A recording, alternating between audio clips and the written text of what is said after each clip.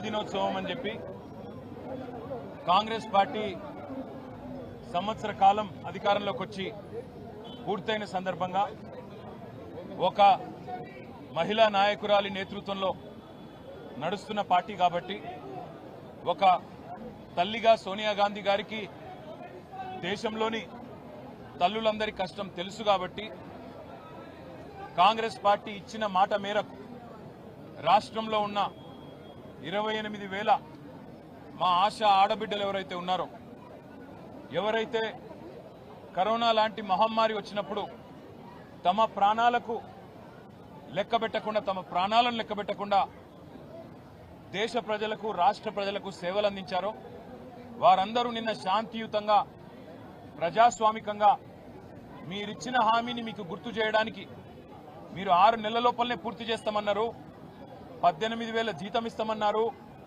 ఉద్యోగ భద్రత కల్పిస్తామన్నారు.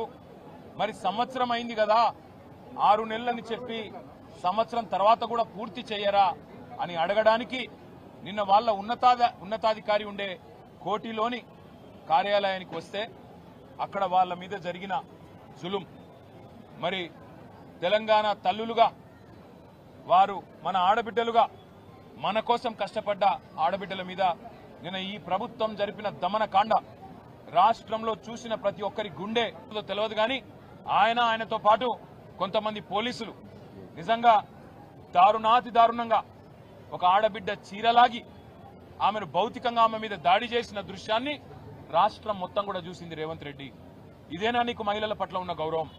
హోంమంత్రిగా నువ్వే ఉన్నావు, నీ ఆధ్వర్యంలో ఉన్న పోలీసులు, నీ కింద పనిచేసే పోలీసులు ఈరోజు ఇంత దుర్మార్గంగా వ్యవహారం చేస్తూ ఉంటే 24 గంటలైపోయింది, కనీసం ఆ పోలీసుల మీద యాక్షన్ తీసుకున్నావా? ఇప్పటివరకు ఇంతవరకు కనీసం చెల్లించినావా? కనీసం ఒక మాట మాట్లాడినావా నేను అడుగుతా ఉన్నా. అసలు సిగ్గుందా ఈ ప్రభుత్వానికి అని అడుగుతా ఉన్నా నేను. మీరిచ్చిన మాటనే కదా వాళ్ళు అడిగింది, వాళ్ళేమి గొంతమ్మ కోరిక కోరలేదు కదా. మీరే చెప్పినరు, కేసీఆర్ గారు 1,700 నుంచి 9,700కు పెంచిండు, మీకు సరిపోదు, మేము 18,000 చేస్తామని చెప్పిందే మీరు. ఉద్యోగ భద్రత కల్పిస్తామని చెప్పిందే మీరు. ఇన్సూరెన్స్ సౌకర్యం కల్పిస్తామని చెప్పిందే మీరు. మీరిచ్చిన హామీని నిలబెట్టుకోమని చెప్పి మీ దగ్గరికి సంవత్సరం పూర్తయిన సందర్భంగా వాళ్ళు వస్తే నిన్న మీరు చేసిన దుశ్శాసన పర్వం తెలంగాణ ఆడబిడ్డలు మర్చిపోరు. ఆశాలు వారు తెలంగాణ వచ్చినాడు కేవలం 1,700 ఉండేది వారి గౌరవ వేతనం. కానీ కేసీఆర్ గారి నాయకత్వంలో 9.5 సంవత్సరాల్లో 3 సార్లు వాళ్ళ జీతాలు పెంచినాం. 1,700 నుంచి 9,700 దాకా తీసుకొని పోయినాం. సెల్ ఫోన్ అలవెన్స్ కూడా కలుపుకుంటే ఇంకో 250 రూపాయలు, మొత్తం 10,000 రూపాయల కాడికి కేసీఆర్ గారి ప్రభుత్వంలో తీసుకొని పోయినాం. మిమ్మల్ని అడిగిస్తున్నది ఏమి ఈరోజు? కేవలం ఇచ్చిన మాట నిలబెట్టుకోమని. ఆ పాపానికి ఈరోజు రహీం బి అనే మహిళను ఇప్పటికి కూడా ఆమె అడ్మిటెడ్ ఉంది. మా సంతోషాను తనను కూడా ఇష్టం వచ్చిన చోట కొట్టడం, వీళ్ళిద్దరినే కాదు వందలాది మంది ఆడబిడ్డల్ని ఈడ్చుకొని గుంజి పారేసి వారి మీద భౌతికంగా దాడి చేసి అత్యంత హేయంగా, అత్యంత దుర్మార్గంగా, అత్యంత కిరాతకంగా ఈ రాష్ట్ర పోలీసులు ప్రవర్తించిన విధానం ఏదైతే ఉందో దీన్ని వదిలిపెట్టాం. ఖచ్చితంగా నిన్న జరిగిన దమనకాండకు మొత్తం ఆధారాలు ఉన్నాయి, వీడియో ఆధారాలు, ఫోటోలు అన్నీ ఉన్నాయి. ఇక్కడ ఉన్న మహిళా కమిషన్ పోతాం, ఇక్కడ ఉండే హ్యూమన్ రైట్స్ కమిషన్ కి పోతాం, అవసరమైతే జాతీయ మానవ హక్కుల కమిషన్ కి పోతాం, జాతీయ మహిళా కమిషన్ కాడికి కూడా పోతాం. ఇచ్చిన మాట నిలబెట్టుకోమని ప్రజాస్వామ్యంలో అడిగే హక్కు తప్పకుండా వాళ్ళకున్నది. వాళ్ళు అడిగిందేమి గొంతమ్మ కోరిక కానే కాదు. ఇప్పటికైనా ముఖ్యమంత్రి స్పందించాలే.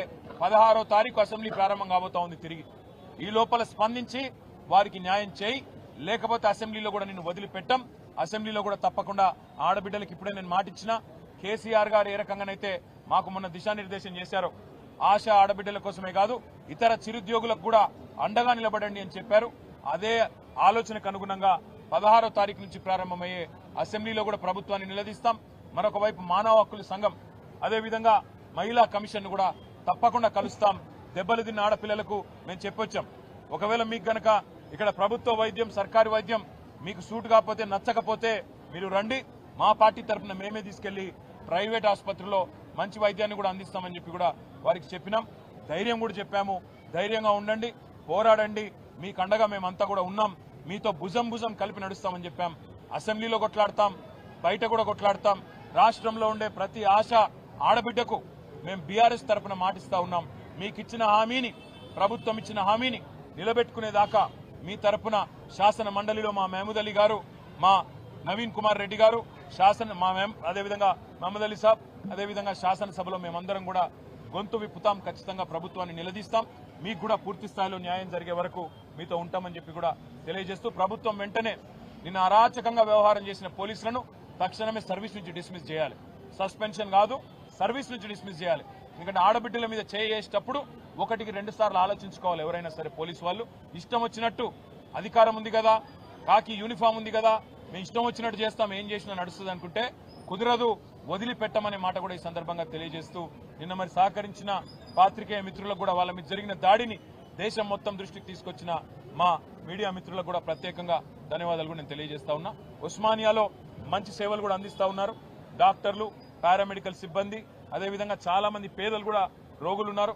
వారికి మంచి సేవలు అందిస్తున్న ప్రభుత్వ వైద్య సిబ్బందికి కూడా నేను ప్రత్యేకంగా ధన్యవాదాలు చెప్తా ఉన్నా. వారికి కూడా నేను చెప్పినాను, ప్రభుత్వం వైపు నుంచి ఏమైనా ఒత్తిడి ఉంటే మీకు వాళ్ళని డిశ్చార్జ్ చేయమని మాకు చెప్పండి, మేము తీసుకొని పోతాం, మీరు వాళ్ళని అగాధంగా అనాథల్లాగా వదిలేయకండి అని చెప్పి కూడా వారికి చెప్పినాను. తప్పకుండా వాళ్ళని కాపాడుకుంటామన్న విషయం మళ్ళొకసారి తెలియజేస్తా ఉన్నా. Thank you. आशा वर्कर जो तेलंगाना में जब कोरोना की दौर आई थी, अपने जान की परवाह भी नहीं करते हुए पूरी तरह से जनता की खिदमत, हमारे भाइयों की बहनों की खिदमत उन्होंने किया कोरोना के दौरान। आज उन पे जो जुल्म किया गया, उन पे जो कल अटैक हुआ पुलिस की तरफ से, हम पहली बात तो यह है कि कल जो अटैक हुआ वो एसीपी को, सीआई को, क्योंकि हमारे बहनों पे कल उन्होंने जो हरकत की, आपने सब देखा, मैं ज्यादा नहीं कहना चाहता, इसको लेके इमीडिएटली उनको सर्विस से डिसमिस करना चाहिए। इस बात को इसी हद तक नहीं छोड़ेंगे, क्योंकि कांग्रेस पार्टी ने वादा किया था इलेक्शन से पहले कि 18,000 तनख्वाह आपको देंगे, साथ ही साथ आपका जॉब भी परमानेंट करेंगे। हम हुकूमत से डिमांड करते हैं, कांग्रेस हुकूमत से डिमांड करते हैं, पहली बात तो उनसे माफी मांगिए, हमारे बहनों से माफी मांगो आप।